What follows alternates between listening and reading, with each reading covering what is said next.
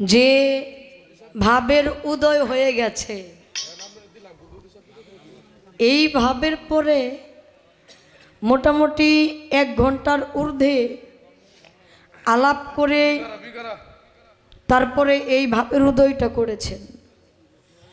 এখন এই ভাবের পরে আরেকটা বয়াতি দাঁড়াইলে তার সাথে একটু বেশি বয়ান করে ভাবের উদয় করতে হবে। আপনি তো এটা ভাব দেন না আমারে।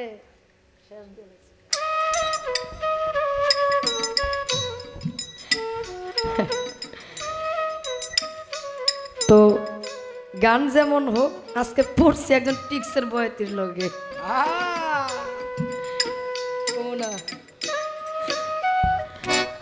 গান কথা বললেন, গান শেষ করে, উত্তর শেষ করে, ভাব শেষ করে আরেকটা গান দিয়ে যখন বসবে, ওই মুহূর্তে গুরুর খেয়াল হইছে যে শিষ্যরা তো প্রশ্ন করে নাই। হ্যাঁ, গুরুরও মনে থাকে না। গুরুর তো মনে আসিল, কিন্তু আটকায় একটা ভাও করছে। আসল কথা এটা, আমার একটু সময়ও দেয় নাই যে আমি একটু বুঝবো। তারপরে গুরুর যদি দয়া হয় অবশ্যই চেষ্টা করব। তবে একটা কথা বলি, আমরা শিল্পী মানুষ বাবা, আমাদের কথাগুলো 10 জন মানুষ শুনে। এইখানে শিক্ষিত ভদ্রলোক, জ্ঞানী, গুণী, শুধু তাই না, এই মাইকের আওয়াজ যতদূর পর্যন্ত যায় সবাই কিন্তু আওয়াজটা ফলো করতেছে। আমরা যদি কাউকে বুঝ দিতে যাই, একটু হালকা করে বুঝ দিতে চাই, এই বুঝটা আমি সাবলীল ভাষা দিয়েও বলতে পারবো। আমরা এমন কোনো ভাষা প্রয়োগ না করি যেটা গালিগালাজের মধ্যে এই ভাষাটা পড়ে যায়। কি কোন আপনারা? এরকমটা যেন আমি আমার জায়গা থেকে বললাম। আমরা ভালো কিছু দিয়েও বুঝ দিতে পারি, কারণ আমরা বয়াতি। আমাদের কাছে একটা কথার উত্তর দিতে গেলে 10টা পয়েন্টের কথাতে মিল করতে পারি। তাহলে ভালো কিছু কথা দিয়েও আমরা বুঝ দিতে পারি। আমরা এমন কোনো ভাষা প্রয়োগ না করি আমার মতে। গান শুনলাম, আমার কাছে প্রশ্ন করেছেন একজন শিষ্য, তার গুরুকে 4টা কথা বলা যাবে না। 4টা কথা কি? আচ্ছা বাবা, এই যে আমি ফ্যানটা, কালকে তার সাথে গান হয়েছে আমার, কালকে এমন গরম ছিল, কালকের গরমের চোটে আজকে ফ্যান লই আইছি মঞ্চে। আমি যদি কই গুরুরে দিব না, এটা কি শিষ্যর হইব নাকি? হবে? এটা সম্ভব না। শুনেন, একজন গুরুকে প্রকৃত কোনো শিষ্য বলতেই পারে না যে গুরু যদি এইটা হইতো, কারণ গুরু একটা কথা বলছে, এই কথার কাউন্টারি দিতে গিয়া তিনি বলতেছে গুরু এইভাবে না, যদি এইভাবে করতেন, যদি এইভাবে করতেন। কারণ আমার আল্লাহ পাক যখন আদম তৈরি করবেন, সমস্ত ফেরেশতাকে ডেকে বলেছিলেন যে আমি আশরাফুল মাখলুকাত, মানুষ শ্রেষ্ঠ জীব, আমি মানুষ তৈরি করতে চাই। ফেরেশতারা কি বলছিল? যে আল্লাহ এটা তৈরি করো না, এটার দরকার নাই, মারামারি, কাটাকাটি, হানাহানি, অনেক কিছুই করবে, এটার দরকার নাই। তখন আমার আল্লাহ কি বলছিল? আমার আল্লাহ বলছিল আমি যাহা জানি তোমরা তাহা জানো না। তাহলে স্রষ্টার উপরে কথা কয় একটা বেয়াদবি। গুরুর উপরে ভক্তের বা শিষ্যের কোনো কাউন্টারি দিয়ে কথা বলা, এটা বেয়াদবি, কখনোই ঠিক না। গুরু কি বলবে? বাবা আমি এটা করতে চাই, তোমাদের কাছে তোমাদেরকে নিয়ে বসছি, বাবা এটা কইরেন না, এটা বলা যাবে না। গুরু যদি সামনে থাকে, গুরুর সম্মুখে তার বদন মুবারকের দিক, গুরু যদি তোমার দিক চায়, তোমার চাইতে হবে গুরুর চরণের দিক। এটা একটা ভদ্রতা, একটা নম্রতা, এইভাবে থাকতে হবে। জায়গায় যাইতে চায়, গুরু এই জায়গায় যায় না, ওই জায়গায় খুব খারাপ জিনিস, খারাপ জায়গা, আপনার আদর আপ্যায়ন করবে না। এই যে এই সমস্ত যদি কথাটা, যে কোনো কাজ গুরু করবে, গুরুর যে কোনো কাজের মধ্যে আমি যদি বসাই, বাবা এই যদি কথাটাই কখনো সম্ভব না গুরুর কথার মধ্যে। গুরু যেইটাই বলুক, যেই কথাই বলুক, এই কথার মধ্যে যদি কথাটা ভক্ত কখনো বলতে পারে না, বলা যাবে না। গুরু যেইটাই করবে এটাই মঙ্গলের জন্য করবে, এটাই ঠিক। তো এখন চারটা না, গুরু যাহা করবে তাহাতে আমাদের সন্তুষ্ট থাকতে হবে, আমি এটাই বুঝি। আমি বলার চেষ্টা করলাম, তবে আমি গান করেছিলাম, তার গানের মধ্যে অনেক কথা আসছে, আমি কথাগুলো তুলে ধরার চেষ্টা করব, কারণ 10টা কথা বললে একটা কথা মারাত্মকভাবে আসে। এই কথাটা যে কহে নিজেও জানে না যে এই কথাটা কি হইল। এই কথাটাকে তুইলা ধরা আর একটা বয়াতির সিস্টেম ধরতে হবে। আমি গুরুজির কাছে একটি গান করেছিলাম, আমার গুরু যদি হয় বেচ্ছার নন্দন, তবু নাকি ভক্তের কাছে পতিত পাবন। হাদিসের বয়ানে শুনি আহলে বায়াত, নবীর বংশের হাতে গিয়ে হইতে হয় বায়াত। আবার বললেন নিরাকারে সেজদা হারাম, বর্জক নিতে হয়। আমি কোন বর্জকে করব সেজদা করে দাও নির্ণয়। তুমি যদি বলো করো সেজদা, মানুষ গুরুর পায়, এক মানুষ কি আরেক মানুষকে সেজদা করা যায়? পীর, তুমি যদি বলো পীর আল্লাহ, তুমি যদি বলো পীর আল্লাহ সেজদা করো তারে, কুরআন পড়ে দেখছি সূরা ইখলাসের ভিতরে। এইখানে ওই যে দুই দরবার থেকে একটা ক্রস বের হইছে, জ্ঞানের মহাসাগর। এই সাগরের কাছে জানতে চেয়েছিলাম, যেহেতু দুইটার থেকে একটা সাগর বের হইছে, অতি চমৎকার ভাবে তার মীমাংসা করছে। আপনারা বুঝছেন না? বুঝছেন তো? আপনারা বুঝলে আমি বুঝছি। আলহামদুলিল্লাহ। আমার গুরু একটা কথাই গুরুর কাছে কই, গুরু যেন কৃপণতা না করে, গুরু যাহা শিখাইবে তাহাই আমি শিখব, তাই না? এই যে গানটা করলাম, এই গানটা থেকে অনেক পয়েন্ট আসছে। কিছু কিছু মানুষ আছে চাষটলে বই এই কথাটা তুইলে ধরবো, হ্যাঁ কত দিয়ে এটা কি তখন তারিফ সরকার যেটা কয়ে দিছে এটি আপনি কইবেন। এটা যদি হ্যাঁ না মানে, তাহলে এমন কিছু ভিত্তি উপস্থাপন করতে হবে যেটার মধ্যে কোনো কাউন্টারি আসবে না। তবে আমার দরদি অতি চমৎকার করে আপনাদেরকে দিয়েছে, আমি বুঝেছি, আমার কোনো কথা এখানে নাই। তবে আপনার গানের মধ্যে একটা পয়েন্ট আসছে, আমি পয়েন্টটা বলার চেষ্টা করব, তার আগে আমার একটা গান থাকবে। ধন্যবাদ। গুরু শিষ্য পালা, শাপলা সরকার শিষ্যের ভূমিকায়, আমি অধম আরিফ সরকার গুরুর ভূমিকা।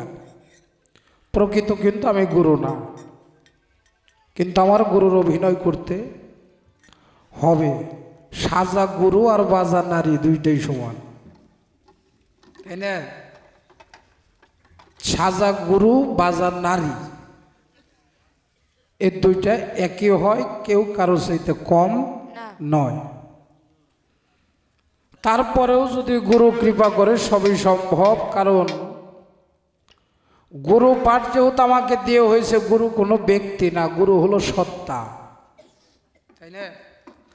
এই গুরুর সত্তাকে আমার মাঝে হাজির নাজির করতে হবে, সেটা গুরু যদি কৃপা করে।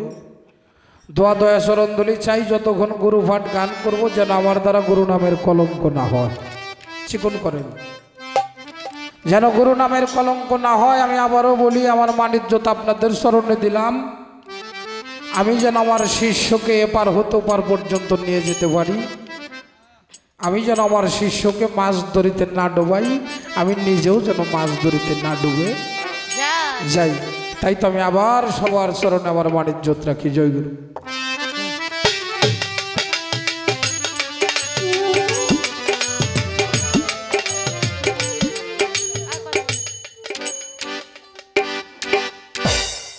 এবার আমার প্রতিপক্ষ বন্ধু আমার বন্ধনায় একটা কাউন্টার দিছে।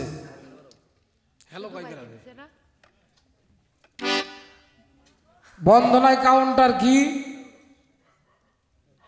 বলেছিলাম যে করস, করস শব্দের অর্থ কি আপনি তো তা বুঝেন না, এই জন্য কইছেন। আমি তো মনে করছি খারাপটা কইছি, তা না তো। অর্থাৎ রশিদ সরকার আমার গুরু, তার মাল মেডিসিন তো আমার মধ্যে কিছু আছে। আমার বাবা জান জালাল সরকার সাধু, অর্থাৎ আমি তো এক জায়গার না, আমি দুই জায়গা থেকেই আমার দয়ালের দরবারে গেলেও গুরু কৃপা করে যদি কিছু দেয়, আমার বাবা যদি কৃপা করে কিছু দেয়। কিন্তু আমার বর্জক যেটা, সেটা তো আমার গুরু বর্জক, আমার আহাম্মদি বর্জক। এক মুকামের দোকানদারি দিয়ে কোনো দিন এক মুকামের মাল দিয়ে কিন্তু মুদি দোকান সাজে না।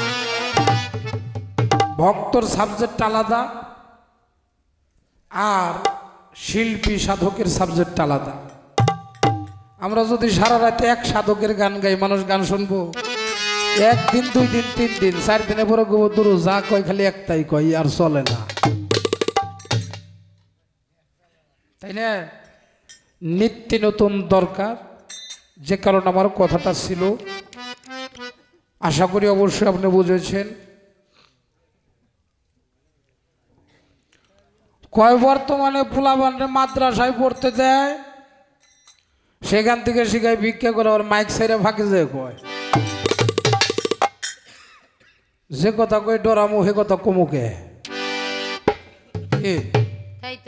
বুলেটের মতো কই দিবেন। কারণ বড় বড় উলিয়া উলিয়া পীর মাসাইক যারা, বড় বড় সাধক কবি যারা, যারা তরিকতের চরমপন্থী মানুষ, তাগো জ্বালা যন্ত্রণা ওহাবি খারেজিয়ে যে দিরা কম দেয় নাই।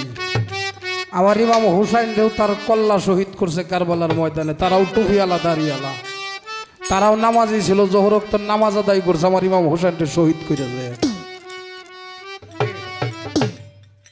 আমি পালাই যাওয়ার আগে একটা কথা আপনারা বললেন, এটা সবার জন্য কথাটা। সুন্দরবনে বাঘ থাকে, বাঘে হরিণ শিকার করে, ডিসকভারি চ্যানেলে দেখা যায়, তাই না? বনের মধ্যে একটা মাটি দিয়ে হরিণ বানাই রাইখা দেন তো দেখি বাঘে শিকার করে নাকি? আল্লাহ মানুষের জবান খুলে দাও। আর একটু কাছে নিয়ে আসে আমার মাছ আছি রে, বাড়িতে থাকে, ঘরে থাকি, ইঁদুর তাই থাকে না? ইঁদুর এই ছাউন এইটাই মোর থাসে গে, ওরা এটাই পিছিয়ে দেন, ওটা মিশে না, ওটা আনটুন বাড়ি মারে দিলে এক জায়গায় দেন। বিড়াল শিকার করে ইঁদুর, তাই করে না? যে আমার ঘরের মধ্যে ধরে খপ করে একটা মাইটে ইঁদুর ঘরের মধ্যে বানাই ধন দিয়ে বিড়ালে শিকার করে নাকি? কারণ কি? ওটার মধ্যে গন্ধ নাই, ওটার মধ্যে প্রাণ নাই। আচ্ছা, মসজিদ ঘর কিতে বানাইছে? ইট, রড, সিমেন্ট, বালু। মন্দির ইট, রড, বালু, সিমেন্ট। মন্দির, গির্জা যাই কিছু বলেন, মসজিদে যে পর্যন্ত মানুষ না যাবে সে পর্যন্ত মসজিদের কোনো মূল্য নাই। আল্লাহর ঘর, মসজিদ ঘর বানাইতে বানাইতে যে কত বানাই ফেলাই দিছি। এই যে মিরপুর শাহ আলী বাবার বাউল ক্লাবের সদস্য আমরা, যখন ক্লাবে যাই মিরপুর শাহ আলী বাবা তো 200-400 বহির আছে না শামলা সরকার? ব্যক্তির মাথায় টুপি, কেরে ন্যাংরা গুজা বেহা তামান কি মুসলমানের হয়, হিন্দু হয় না? ঠিক বেহা বুহা যা আছে সবকে খালি মুসলমান কই হয়। ওরা টুপি ডারে বহিনীরা ধর্মের টুপি বানাই নিছে। মেলা হিন্দু রাজা ভিক্ষা করতেছে টুপি মাথায় দিয়ে।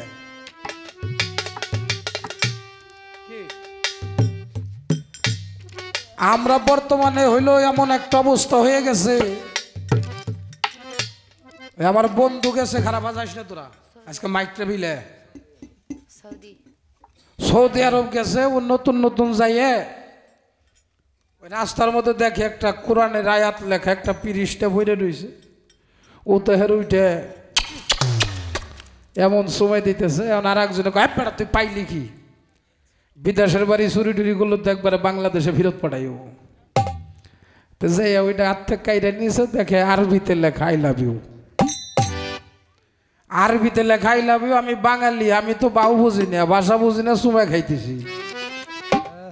আমরা বর্তমানে মুসলমানরা মনে করি হাই হেরে মাওলানারা যে আয়াত কয় মুহে দাড়ি মাথায় টুপি কপালে নামাজের দাগ এরা মনে হয় আল্লাহর ফেরেশতার বহিরা সব হালারা বাটপার এই কিনা মনে করি পোলা বান্ডে দেয় হইলে মাদ্রাসায় আর মাদ্রাসায় তেমন তেজ মাইরে দেয় গো বাপ মা হইলে পিঠ ধরা মানুষ ওই সন্তানে কয় বাবা এই গেলে ভালো না গেলে বেদাত দোষ ওই সন্তানের না যে বাবা মা পীর ধরা মানুষ হয়ে ওর সন্তানরে মাদ্রাসায় দেয় শিক্ষিত হওয়ার জন্য দোষ হইলে বাপ মায়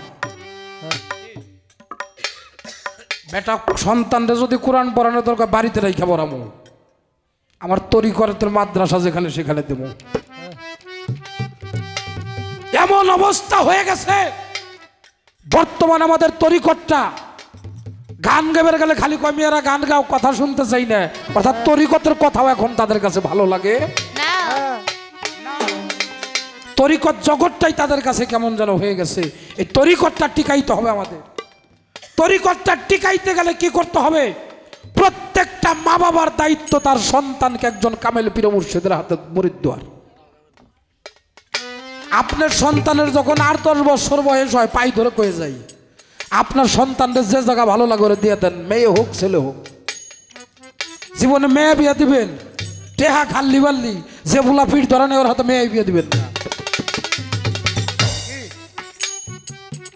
তাইলে স্বপ্নের তরিকত টিকাইতে পারবেন তাছাড়া পারবেন না গুতেই না গরু পালে একটা হইলেই যথেষ্ট হয় পাল বইসা গুতায় শেষ করে ফেলাই দিব তো ওহাবির দল বাড়িতে একটা থাকলে এই ব্যক্তির তেজ মারা ছাড়া এই জন্য তরিকার মানুষ যারা তাকে তরিকতটা তরিপাত করতে হবে তরিপাত যদি আমরা না করি তাহলে কেউ আমাদের তরিপাতটা করে দেবে না না তুমি না বুঝাইলে কথা পাইব কোথায় দয়াল ধরি তোমার পায় আদি অন্ত ভেদের কথা ভাঙ্গে কও আমায় গুরু যদি হয় বেশানন্দন তবুও সে ভক্তের কাছে পতিত পাবো না এক কথাই গানের জবাব শেষ জন্ম হোক যথাযথ কর্ম হওয়া চাই ভালো গুরু যদি বেশার ভোলা হয় ও গুরু কর্ম ভালো তাই তো সে গুরু সত্য অর্জন করেছে গুরু যতই অপরাধ করুক ভক্তের কাছে গুরু কখনো অপরাধী না যে জায়গায় গান গাইছে অনেক কথা শাপলা সরকারের গানের মাঝে বলছে কথাগুলো কি নিরাকারে সেজদা হারাম আল্লাহরে ছাড়া সেজদা করা যাবে না মানুষে কিভাবে সেজদা করব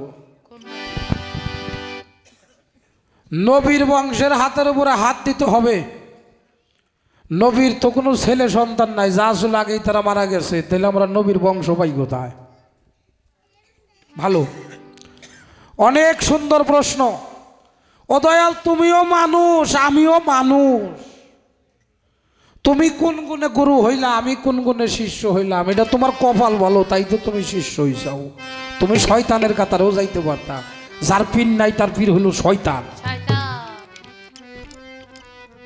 এই স্বপ্ন দোষ হয় না মানুষের হ্যাঁ যারা পীর ধরা মানুষ তাকে স্বপ্ন দোষ হয় নাকি যে হালাই কইব আমি পীর ধরা পড়ার পর আমার স্বপ্ন দোষে যার পীর ধরা হয় না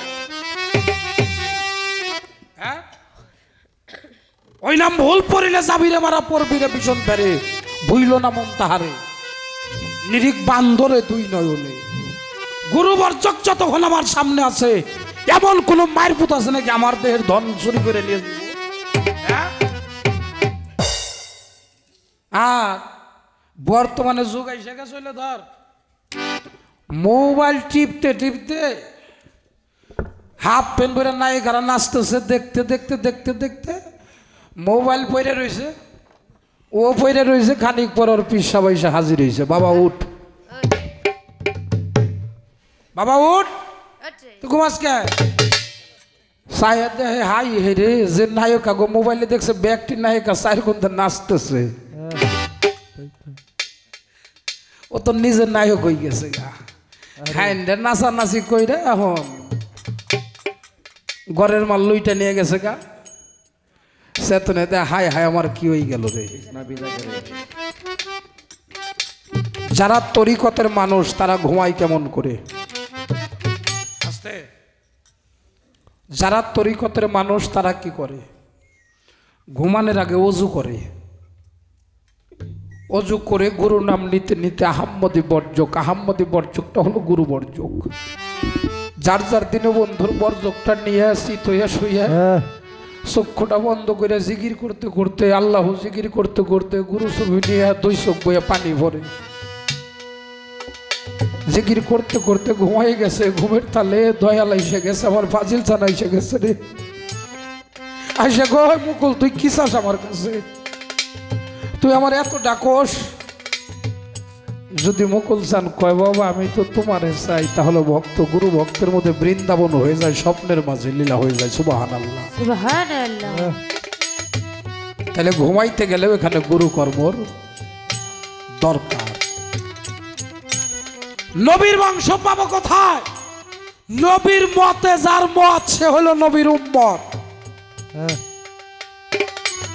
নবীর মতে যার মত সে হইল নবীর উম্মত। নবীর বংশ পাবো কোথায়? আমি একটা গান গাই, আমার গানের মধ্যে আপনারা বুঝতে পারবেন যে নবীর বংশ। শহীদ হওয়ার পরে আউরিয়ার স্ত্রীকে বিয়ে করলো আমার দাউদ নবী। বিয়ে করার পর হঠাৎ করে একদিন একটা ঘরের ভিতরে আল্লাহ পাকের ওহী নাজিল হইল যে তুমি ওই ঘরের ভিতরে যাও। মানে দাউদ নবীর একটা সাধনার একটা ঘর ছিল, এই ঘরের মধ্যে তিনি যখন গেল তিনি যাইয়া দেখতে পারলেন যে একটা উট 99 জন উটে ওই একটা উটকে চাইতেছে। আল্লাহর কাছে দাউদ নবী কয় আল্লাহ এটা কেমন ব্যাপার? কয় কি? তার ওই ব্যক্তির 99টা উট থাকতেও একটা উটের জন্য পাগল হয়েছে, কারণ কি? এটা হইল? তখন আমার আল্লাহ কইছে দাউদ নবী তোমারও তো 99 জন স্ত্রী, হেডা থাকতে তুমি একটা উটের জন্য পাগল হইছো কে? তার বিবেকটা জাগ্রত হয়ে গেল, অন্তর চক্ষু খুলে গেল। তখন তিনি বললেন আল্লাহ এর থেকে আমি মাপ পাবো কিভাবে? এর থেকে আমি কিভাবে মাপ পাবো? আল্লাহ পাক বললেন যে আউরিয়ার কবরের পাশে গিয়া আউরিয়াকে বলো আউরিয়া আমাকে ক্ষমা করে দাও। দাউদ নবী চলে গেলেন কবরের পাশে, বললেন আউরিয়া আমাকে ক্ষমা করো। আউরিয়া কবর থেকে আওয়াজ দিতেছে হুজুর আপনি তো আমার কাছে কোনো ভুল করেন নাই, আপনি তাহলে ক্ষমা চান কেন? কয় না আমারে ক্ষমা করো। কয় আচ্ছা হুজুর আপনি যেহেতু বলতেছেন আপনি নবী, আপনি যেহেতু মাপ চাইতেছেন আমি ক্ষমা করলাম। গেছে চলে গেছে, স্বপ্নে আবার আল্লাহ পাক বলছে তোমার ক্ষমা চাওয়া হয় নাই। দ্বিতীয় দিন গেছে আরে আমাকে ক্ষমা করো। কয় হুজুর আজকে আপনি আসছেন? কয় হ আমারে ক্ষমা করো। কয় আপনারে ক্ষমা করলাম যান। শেষ, চলে গেছে। আবারও আল্লাহ পাক ঘুমের মধ্যে স্বপ্নে দেখায় যে তোমার ক্ষমা চাওয়া হয় নাই। তখন দাউদ নবী আল্লাহকে বললেন তাহলে হুজুর তাহলে আল্লাহ আমি ক্ষমাটা চাইবো কিভাবে? একটু হালকা ক্ষমা চাইবো কিভাবে? তখন আমার আল্লাহ পাক বললেন দাউদ নবী তুমি যে কর্মটা কইরা বিয়ে করছো ভুল করছো এই ভুলটা কইয়া ক্ষমা চাও। যে ভুলটা করছো এই ভুলটা বলার পরে তারপরে ক্ষমা চাও। চলে গেলেন কবরের পাশে। দাও আউরিয়া তোমাকে একটা কথা বলতে চাই। কয় হুজুর আবার আসছেন? কয় হ্যাঁ আমার ক্ষমা চাওয়া হয় নাই। কয় কেন? আমি তোমার স্ত্রীর প্রতি এইভাবে আকৃষ্ট হয়ে গেছিলাম, আমি এই কর্ম করে তোমাকে তোমার স্ত্রীকে আমি বিয়ে করছি, তোমাকে আমি নিজেই যুদ্ধে পাঠিয়েছি যেন তুমি শহীদ হয়ে যাও, তুমি আমারে ক্ষমা করো। আউরিয়া যখন জানতে পারলেন তার যিনি দয়াল নবী, নবী হইয়া একজন আশেককে এইভাবে তিনি যুদ্ধে পাঠাইয়া খুন করেছে, খুন করাইছে আমার স্ত্রীকে পাওয়ার জন্য, হুজুর আমি আউরিয়া চুপ হয়ে গেল। আউরিয়া আমাকে ক্ষমা করো। আউরিয়া কথা কয় না, আবার কয় ক্ষমা করো। আউরিয়া তাও কথা বলে না। লাস্টে যখন আমার আল্লাহ পাক আউরিয়াকে বলেছিল, আউরিয়া আজকে যদি তুমি দাউদ নবীকে ক্ষমা না করো, যদি ক্ষমা করো, কাল হাসরের মাঠে তোমারে বিনা হিসাবে বেহেশতের ভিতরে দেওয়া হবে।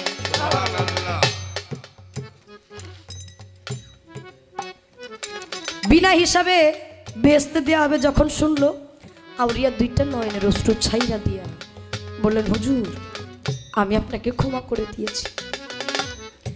দেখবেন দলিলের মধ্যে আছে, একজন ব্যক্তিকে আল্লাহ পাক কাল হাসরের মাঠে শুধু ফল খাওয়াইতে থাকবে, বিচারের শুরু থেকে লাস্ট পর্যন্ত ফল শেষ হবে, আবার ফল দিবে, খাইতে থাকবে, বলবে হুজুর আমি বিচার প্রার্থী, এখানে কিন্তু মীমাংসা করে দিল আমার স্রষ্টা। তারপরও আউরিয়া কাল হাসরের মাঠে গিয়া আল্লাহরে কইবা, আল্লাহ আমি বিচার প্রার্থী, আমারও অভিযোগ আছে, তুমি আমার বিচারটা করো।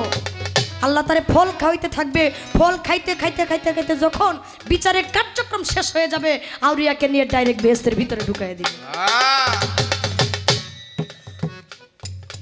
এই জন্য বাবা, পৃথিবীর বুকে কেউ যদি কারো কাছে ভুল করে থাকে, তার কাছ থেকে ক্ষমা চাইতে হয়। তার কাছ থেকে ক্ষমা চাইতে হয়। যদি ওই ব্যক্তি তারে ক্ষমা না করে, স্বয়ং স্রষ্টাও তারে ক্ষমা করতে পারে। দলিল প্রমাণ। তাই পথ চলার খাতিরে অনেকেই অনেকভাবে অনেক কথা বলে, অনেক কষ্ট দিয়ে থাকি। এই কথাটা আপনারা মাফ করবেন। আচ্ছা, এইখানে কি কথাটা আসছে? লোভ। যে লোভের বিষয়টা কিন্তু আসছে। আপনার দয়াল তিনি বলেছেন, প্রেম রাস্তায় কামিনী বাঁধি, ছাড়ল না মোর ভব ব্যাধি। আমার উদয় হয় না সুর রাগের ওই কারণ, বলো গুরুধন কিসে বাধ্য করিব মদন। বাবা আপনি এই যে এই মাঝখানে কাটা তারে বেড়া দিয়ে ওইখানে আপনি একটা সুন্দর একটা বস্তু নিয়ে দাঁড়াই থাকবেন, হ্যাঁ, তো কাটা তারে বেড়া আমি ছাড়ামো কেমনি? আপনি ইন্ডিয়া যাইতে গেলে সামনে কাটাতারে বেড়া কিন্তু, তাই না? এই বেড়াটাকে আপনার ক্রস করে পরে ইন্ডিয়া যাইতে হবে। ওই জায়গায় গেলে আমি একটা কিছু পাবো, একটা কিছু হব, কিন্তু হওয়ার আগে যে আপনি আমার কাটাতারে বেড়া দিয়ে রাখছেন, আমি যাই কেমনে, যাবো কেমনে? ঠিক আছে, কিন্তু রশিদ সরকার তিনি নিজেই কইলেন কি, সব কামেরই লক্ষ্য আছে, কামের স্বাদ কি মইরা গেছে? বাবা কামের স্বাদ মইরা যায়? স্বাদ কি মরে? না, মরে না। কামের স্বাদ কামের জায়গায় থাকে, কিন্তু এখানে কর্মের একটা বিষয় আছে, যেটা আমি না কই আমার গুরুই কইব, কারণ কোনালা মানুষ কইব, তাই না? কইতে দিতে হবে। শৃঙ্গারে মজা না পাইলে ফল পাই কি বৃষ্টির জলে, মজা নিলেও হয় আবার মরণ। মজা নিলেও বিপদ, মরণ হয়ে যায়। ওহি মুন্ডে নজর দিয়া প্রেমের স্রোতে গা ভাসাইয়া, সাধক যারা করতেছে সাধন, প্রেমহীন নাই মুন্ডু চেনা, তাতে প্রেমের স্রোতে গা ভাসে না, জ্ঞান অন্ধের হয় না কিসের দর্শন।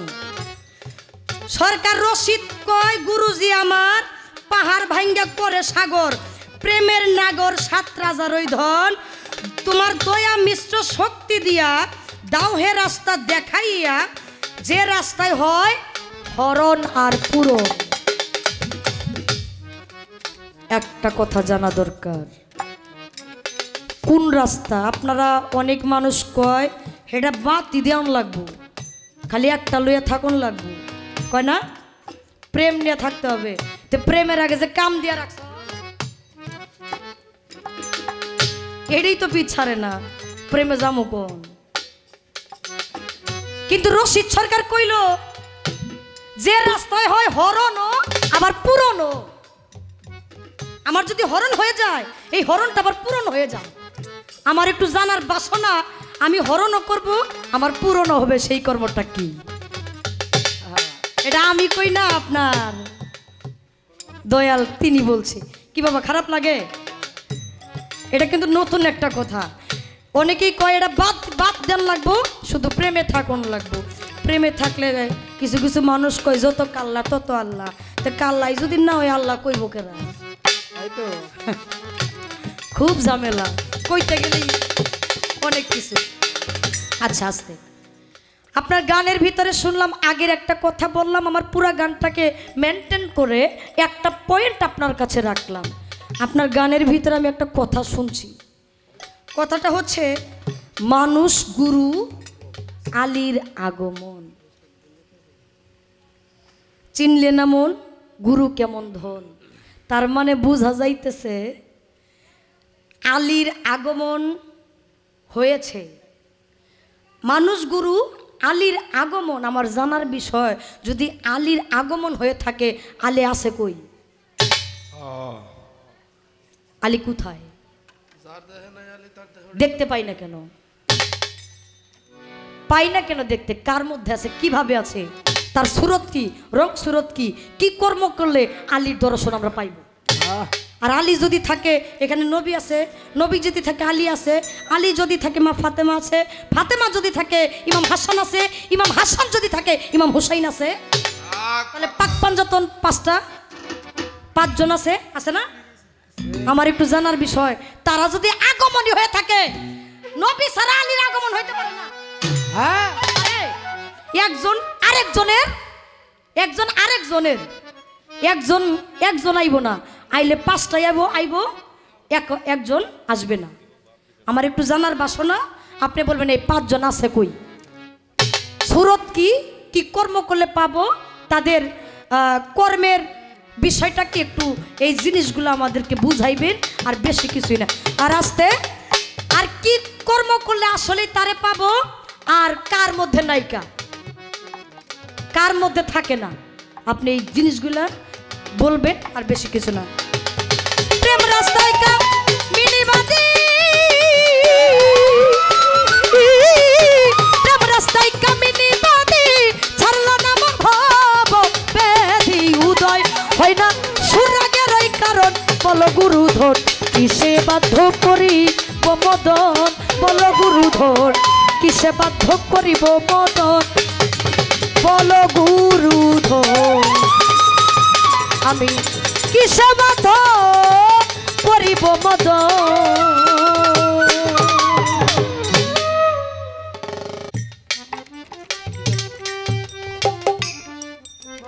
আমি কথা বলে গান গাইতে পারি না বাবা, আমি গান গাই হলো আশেক আর মাসেক। আমি গুরু ছবি সামনে নিয়ে গান গাই, যখন একটা কথা কইয়া আমি কিচ্ছু জানি না বাবা, সত্য। আমি বই থেকে মধ্যে সবচেয়ে জানাশোনা খুব, আমার গুরু গাওয়াই তাইতে আমি গাইতে পারি। তো যখন আমার লাইনটা গাইটা যায়, আমি আর ওই জায়গায় যেতে কষ্ট হয়ে যায়। দয়া করে আমি সবার পায়ে হাত দিয়ে কই, আমি যখন গান গাই একটা মানুষের কথা কই না। যদি খালি মঞ্চ বড় হয়, আলগোস্তে একজন এসে আমার ইশারা দেবেন, আমি বসে পড়ব, কি বাবা? কিন্তু আমার একটু আশেক মাসেকের খেলা খেলতে দেন। আমার মোহাম্মদের রুহকে সামনে নিয়ে আল্লাহ বললো সেজদা করো তোমরা। 312টা রুহ সেজদা করলো, 312 জন নবী। সর্বপ্রথম সেজদা করেছিল আমার মোহাম্মদের নূরটাকে, সুবহানাল্লাহ সুবহানাল্লাহ। আমার আল্লাহ আবার কইলো তোমরা আবারও সেজদা করো, আবারও সেজদা করলো। ওই 312টারে নিয়ে এক কাতারে রাখলো, আবারও যারা সেজদা করলো তাকে একটা কাতার দিল। তারা এই পৃথিবীতে আইছে ওলি আল্লাহ পীর মুর্শিদ হয়ে। তৃতীয়বার আমার আল্লাহ আবার বললো আমার মোহাম্মদ নূরকে তোমরা সেজদা করো, আবারও যারা সেজদা করলো। কিন্তু তৃতীয়বার বলার পরে যারা সেজদা করলো, এই দলের কাতারটা একটু বেশি হয়েছিল, তারাই জগতের শিষ্য বা ভক্ত, সুবহানাল্লাহ সুবহানাল্লাহ। এই 3 বার করার পরেও যারা সেজদা করে না, ওরা আল্লাহর অমান্য করে ধুইছে। এই জগতের বুকে এসে তারা পীর মুর্শিদ পছন্দ করে না। ওকে আল্লাহ মোহর মাইরে দিয়েছে, আল্লাহ গুলো মোহর মাইরে দাও। ওরা এ জায়গাও চিনল না, দুনিয়ায়ও চিনবো না, কাল হাসরের মাঠে ওরা উঠবে অন্ধ হয়ে। ওরা এই দুনিয়ার বুকে আর পীর মুর্শিদ চিনবে না।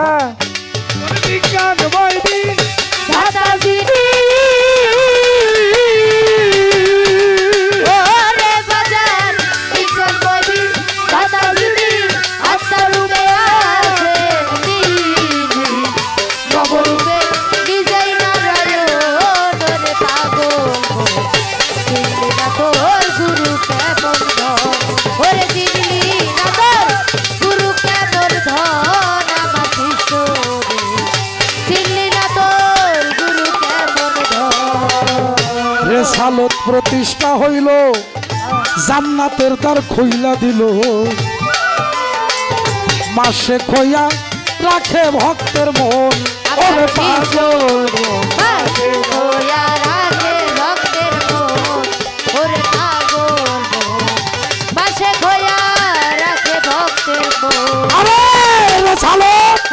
রেসালত প্রতিষ্ঠা হইল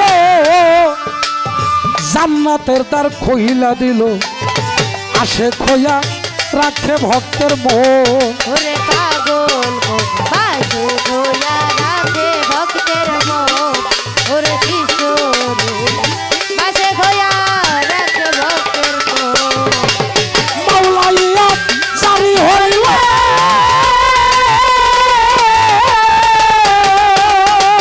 বাইরে ভাই মাওলাইয়া জারি হইল রেসালত বাতুনে গেল মাওলাইয়া জারি হইল রেসালত বাতুনে আরে মাওলা মাওলাইয়া জারি হইল রেসালত বাতুনে গেল মানুষ গুরু আলীর আগমন জগতে গুরু ভক্ত মানুষ গুরু আলীর আগমন ওরে পাগল মন চিনলি না তোর গুরু কেমন ধন ওরে দিল্লি না গুরু কেমন ধন ওরে পাগল দিল্লি না তোর গুরু কেমন ধন ওরে দিল্লি না গুরু কেমন ধন ওরে পাগল দিল্লি না তোর গুরু কেমন ধন এই তিন ধারা প্রাপ্ত যারা আল্লাহ নবী অলি তারা গুরু হইল তাহাদেরই একজন ওরে কিশোর গুরু হইল তাদেরই একজন আবার ভক্ত গুরু হইল তাদেরই একজন এই তিন ধারা প্রাপ্ত যারা তরিকার ভাই আল্লাহ নবী অলি তারা গুরু হইল তাদেরই একজন পাগল মনোর গুরু হইল তাদেরই একজন পাগল মনোর গুরু হইল তাদেরই একজন তৌহিদের তার খুলিয়া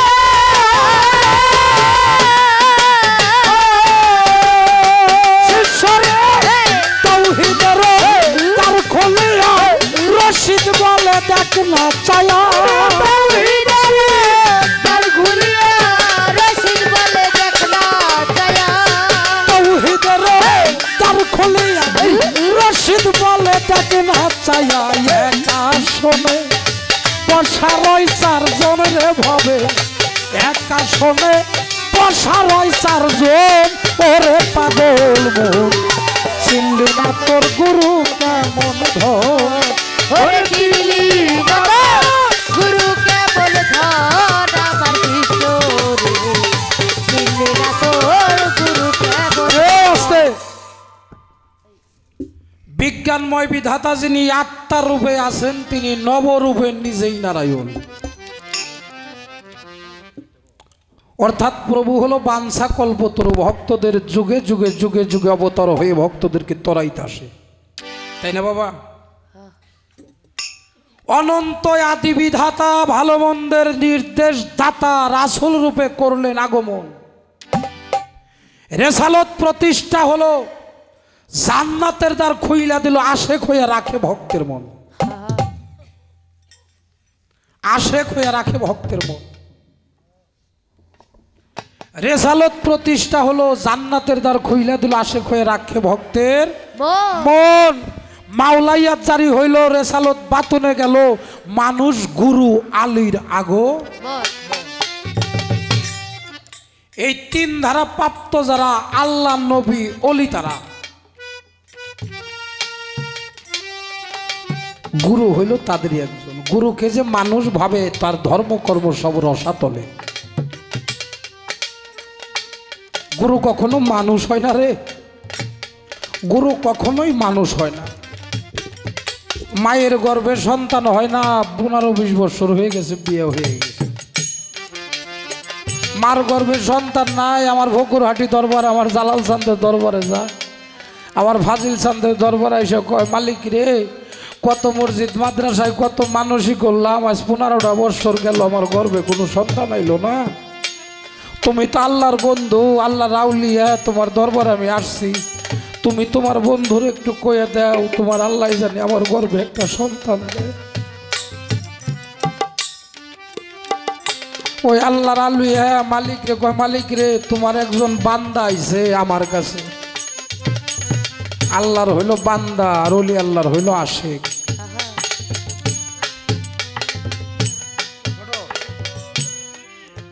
ও মালিক, তোমার বন্ধু, তোমার একজন বান্দা আইছে আমার কাছে, তোমার বান্দার গর্ভে একটা সন্তান লাগবে। আল্লাহ কয়, কও কি দোস্ত? আল্লাহর নামের আগে হইল অলির নাম, অলি আল্লাহ। ও দোস্ত, আমার বান্দা হয়েও আমার কাছে চাইতে পারে নাই, আমার কাছে চাইছে, আমার দরবার ডাক কবুল হয় নাই, কিন্তু যখন আশেক হইয়া তোমার কাছে চাইছে, তুমি আমার বন্ধু, আমি আমার বান্দাকে অসন্তুষ্ট করতে পারি, কিন্তু আমি আল্লাহ আমার আশেককে কখনো খালি হাতে বিরোধ করি না। কয়েকদিন যাইতে না যাইতেই দেখা যায় মায়ের গর্ভে সন্তান আইছে। 10 বস্তা চাল দিব, 50 বস্তা চাল দিব, যদি আমার গর্ভে সন্তান আসে, একটা গরু মহিষ নিয়ে যাবো, একটা খাসি নিয়ে যাবো। কয় না বাবা?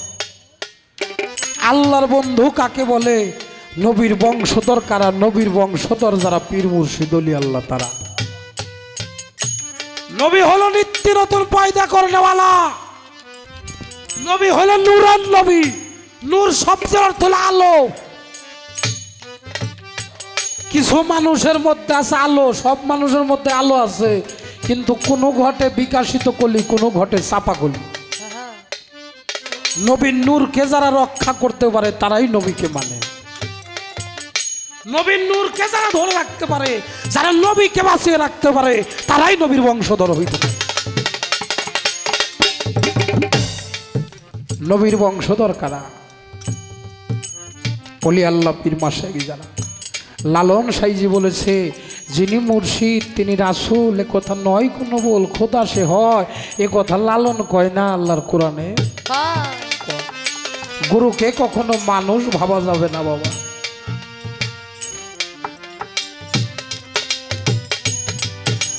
নিরাকারে সেজদা করা কখনোই যাবে না। না দেখে ইবাদত করা পছন্দ করি না। লালন সাইজি গান লিখছে, ওরে বাকির আশায় নগদ পাও না, কে সারে এই ভুবনে, হে সহজ মানুষ ভোজে ডাক না রে মন, তৃপ্ত জ্ঞানে পাবি রে মূল্যনিধি, পাবি রে মূল্যনিধি, পাবি রে মূল্যনিধি, পাবি বর্তমানে, পাবি বর্তমানে, সহজ মানুষ ভোজে দেখ না রে মন, তৃপ্ত জ্ঞানে,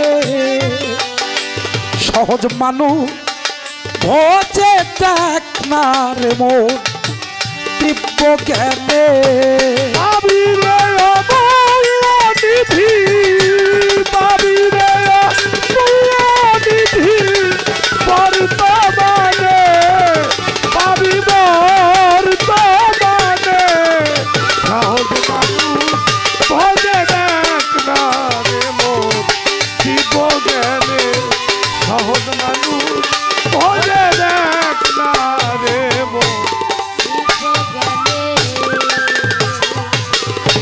মইলে পাইবা ব্যস্ত খানা, সেবা সাইতো মন মানে না, মরলে পাইবা ব্যস্ত খানা, সেবা সাইতো মন মানে না বাকির আশায় নগদ পাও না বাকির আশায় নগদ পাও না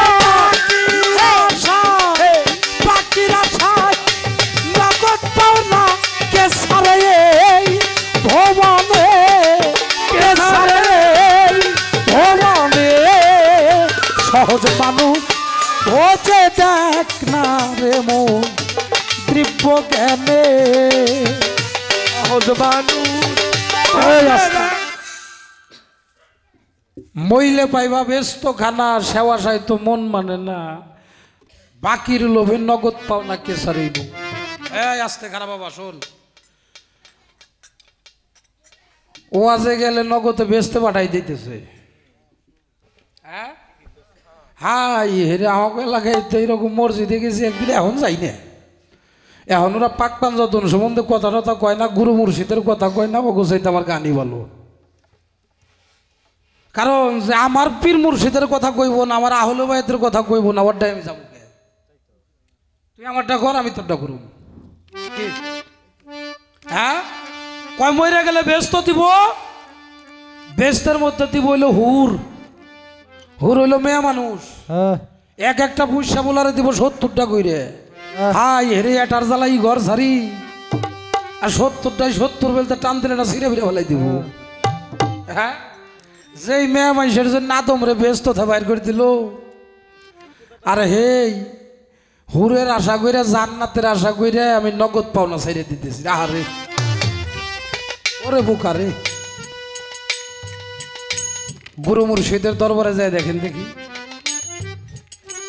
পীর মুর্শিদের দরবার একদম বাজাবি না পীর মুর্শিদের দরবারে যায় দেখেন দেখি অলি আল্লাহর দরবারে অলি আল্লাহরা শুয়ে রয়েছে কত ভক্ত মেয়েরা হাত টিপতেছে পাও টিপতেছে মাথায় তেল দিয়ে দিতেছে কি দেয় না কেন জান্নাতে তো বললে হুর এই যে জাগর টিপতেছে ওরা জান্নাত আছে না জাহান্নামে আছে ওরা নগদ জান্নাত আছে সুবহানাল্লাহ বাদ দিছে কি এই দেহের মধ্যে কাম সত্তা থাকা যাবে না কোনো লোভ থাকা যাবে না মায়া থাকা যাবে না মোহ থাকা যাবে না একজন নারীর স্পর্শ পাওয়ার সাথে সাথে যদি আমার শরীর গরম হয়ে যায় তাহলে আমি কিসের সাধু হইলাম জান্নাত কাকে বলে ওলি আল্লাহ যারা তারা আছে জান্নাতে হাই হেরে কত কত মেয়ের আইসে দয়াল রে বুকে নিতেছে দয়াল মাকুয়ে টানতে বুকে নিতেছে ওর কোন জায়গা থাসে রে জান্নাত আছে আমার দয়ালটা কত ভক্তরা যায় দয়ালের দরবারে কেউ পাই দয়ালের দরবার পরিষ্কার করতেছে কত কাম কাজে রুজু হচ্ছে এক একজনে এক এক ভাব আছে পৃথিবীতে একটা জায়গা আছে যে জায়গাটা নিরাপত্তার জায়গা বর্তমানে মসজিদ মাদ্রাসাও চেক হয় না কোন পীরের দরবার চেক হয়েছে আজ পর্যন্ত কইতে পারবেন না হ্যাঁ হয় না কারণ পীরের দরবারে কোনো সন্ত্রাস নাই কোনো মাদক নাই কোনো দেশের শত্রু নাই ইসলামের শত্রু নাই সারা সবাই ভালোবাসে নবীরা হলো ভালোবাসে একটা জায়গায় আছে যেটা পবিত্র জায়গা সেটা হলো আমার দয়ালের দরবার সেটা হলো আমার গুরু দরবার শরীফ রে এই জায়গাটাই গেলে পবিত্র জায়গায় গেলেই কেবল পবিত্র হওয়া যায় পবিত্র জায়গায় না গেলে পবিত্র হওয়া যায় না রে